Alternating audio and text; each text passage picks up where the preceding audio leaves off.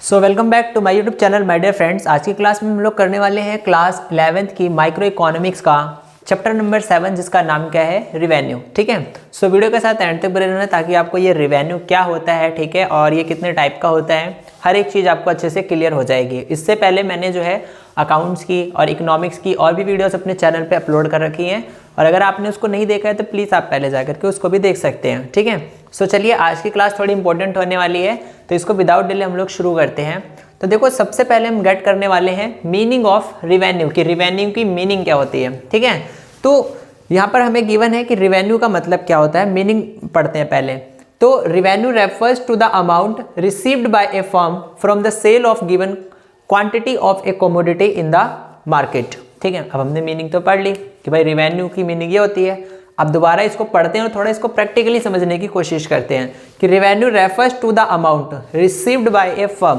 तो ये कहना क्या चाह रहा है कि जैसे मान के चलो कि कोई भी पर्टिकुलर फर्म है, ओके, तो ये फर्म है, अब ये क्या कर रही है कि जो भी कुछ सेल कर रही है और उस सेल के प्रोसीजर से इसको जो कुछ भी अमाउंट रिसीव हो रहा है, ठीक है, जो भी इसको क्या हो रहा है, रिसीव हो रहा है, उसको हम लोग बोल रहे हैं, उस अमाउंट को क्या बोल रहे हैं हम लोग, रिवेन्यू बोल रहे हैं। ठीक है, वो ये कह रहा है कि revenue refers to the amount received by a firm from the sale of given quantity, कि जितनी भी इसने क्वांटिटी में सेल करी होगी, उस क्वांटिटी को सेल करके जितना भी इसको पैसा रिसीव हुआ होगा, जितना भी इसको अमाउंट रिसीव हुआ होगा, ठीक है, given quantity of a commodity in the market, उसको हम लोग क्या बोलते हैं, रिवेन्यू बोलते हैं।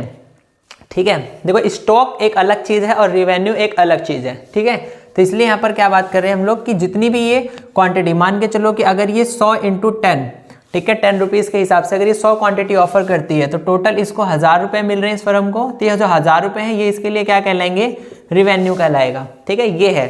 तो ये तो हो गई रिवेन्यू की मीनिंग।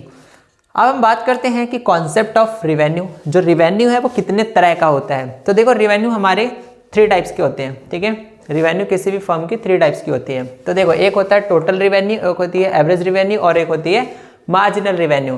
तो सबसे पहले हम इनकी मीनिंग को, यानी कि इन शब्दों का मतलब गेट करते हैं। तो टोटल का मतलब क्या होता है, ओवरऑल जितना कुछ भी उसने सेल किया है फर्म ने, उसे हम बोलते हैं, तो टोटल जो सेल करके पैसा मिला है उसे टोटल रिवेन्यू कहते हैं।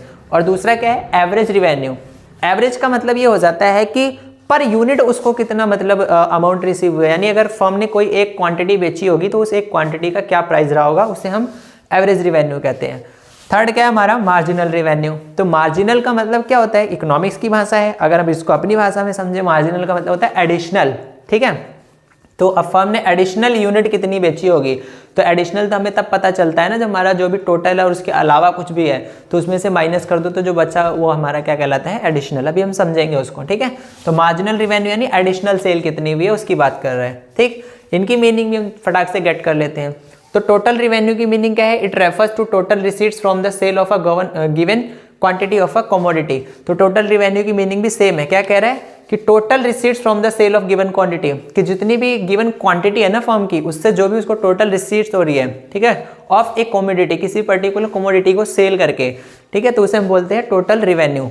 और टोटल रिवेन्यू अगर हमें निकालना हो तो कैसे निकालेंगे, P इंटू क्यू, यानी कि जितना भी प्राइस और जितनी भी क्वांटिटी है इंटू कर दोगे, टोटल रिवेन्यू आ जाएगा। अच्छा, ठीक है। सेकंड है हमारा average revenue. It refers to revenue per unit of output sale, कि भाई वो एक यूनिट कितने की बेच रहे हैं। It refers to revenue per unit, क्या बोल रहा है वो, पर यूनिट। ठीक है, यानी कि पर यूनिट ऑफ आउटपुट सेल, अगर वो एक गुड्स कितने का बेच रहा है उसे हम कहते हैं एवरेज रिवेन्यू। तो अगर हमें एवरेज निकालना है तो total revenue divided by quantity कर दो, आपको एक यूनिट का कॉस्ट, ये एक यूनिट का प्राइस पता चल जाएगा। ठीक, ये है। अब बात करते हैं मार्जिनल रिवेन्यू। मार्जिनल रिवेन्यू की मीनिंग क्या होती है भाई, marginal revenue is the additional revenue, बोला ना उसने, क्या है ये, additional revenue generated from sale of an additional unit. तो जो भी हम सेल करते हैं, क्या, एडिशनल यूनिट ऑफ आउटपुट। ठीक है, जो भी हमारा गुड्स होता है उसका जो भी एडिशनल बेचते हैं। तो मार्जिनल रिवेन्यू कैसे निकालते हैं, जो भी हमारा टोटल रिवेन्यू होता है और माइनस करते हैं उसके अलावा जो हमने और सेल करा होगा। ठीक है, TRN-1, ये जब आप टेबल कैलकुलेट करोगे ना तो वहाँ आपको आ जाएगा ये। ठीक, अच्छा, टोटल मार्जिनल रिवेन्यू एक तो ऐसे निकालते हैं, और कैसे निकालते हैं, एक और तरीका है मार्जिनल रिवेन्यू को निकालने का, change in total revenue divided by change in quantity. यानी कि इसको ऐसे समझो, मान के चलो कि कोई भी फर्म